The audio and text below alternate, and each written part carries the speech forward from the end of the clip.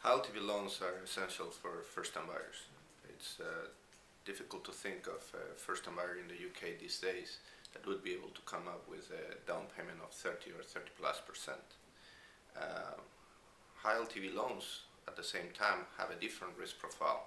Even for the same prime borrower, a high LTV loan has a different willingness to pay and a different severity should a foreclosure happen.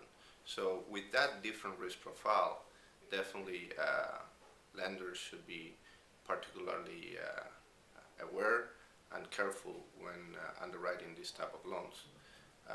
What mortgage insurance does in the case of first-time buyers high LTV loans, other than protecting, or in addition to protecting those loans and the risk associated for lenders, what we do is we provide an additional set of eyes so that the lenders understand and the behavior of their own networks and the underwriting practices and the stability of those underwriting practices through the loan cycle.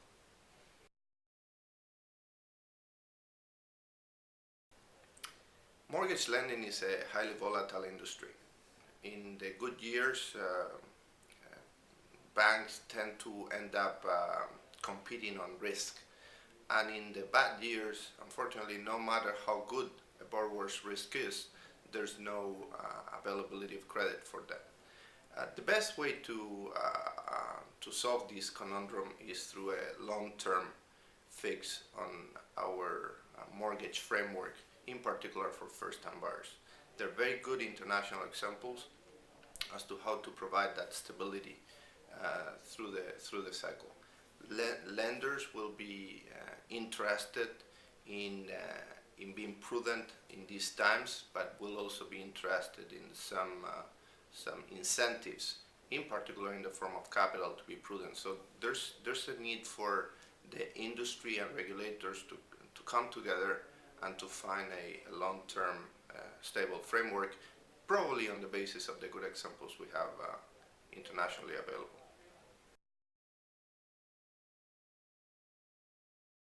Well, first of all, international regulators recognize from history and experience the role that mortgage insurance plays. Mortgage insurance provides an additional set of eyes when there's at the time of underwriting, ensures prudency as a result in the midterm. With that prudency, it provides a seal of quality on any instruments that are originated from those mortgages, and in general, because of that, through the cycle provides stability and of course the value of the protection. And that is what lenders should be interested on. We think, as we mentioned, that international regulators recognize that the Financial Stability Board is pushing for mortgage insurance as much as even the IMF is pushing for mortgage insurance. And what they are doing basically is analyzing, recognizing the models that have worked internationally, for instance in Canada, and showing them as a best practice for other countries.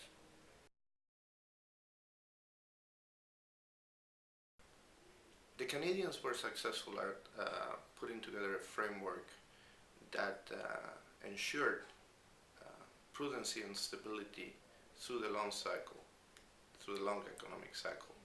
What they did was adding parties to the lending process that would be incentivized to impose that prudency, and those parties were the mortgage insurers.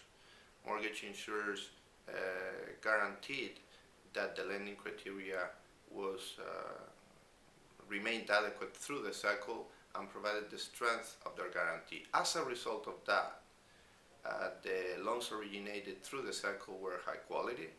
As a result of that, there was never a significant delinquency increase in Canada. As a result of that, the banks remained highly capitalized and the bonds remained highly liquid.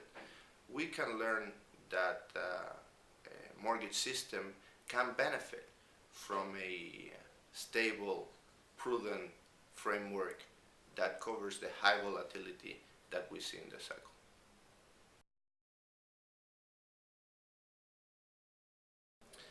Canada is a very good example, obviously, but it's not unique.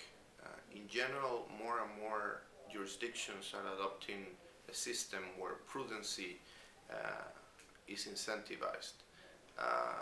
Italy is a great example since the year 95, with the creation of the figure of credito fondiario. Italy has been able to originate high LTV loans prudently, and at the same time the banks have been able to keep the flow of credit open to first-time buyers, because with that prudency came a capital incentive. That is the kind of solution, with the historic experience that those solutions originate actually very high quality mortgage books. That is the type of experience that I think the UK could consider and apply. And by the way, those experiences are close to home and close to our regulatory environment, so they should be easy to implement.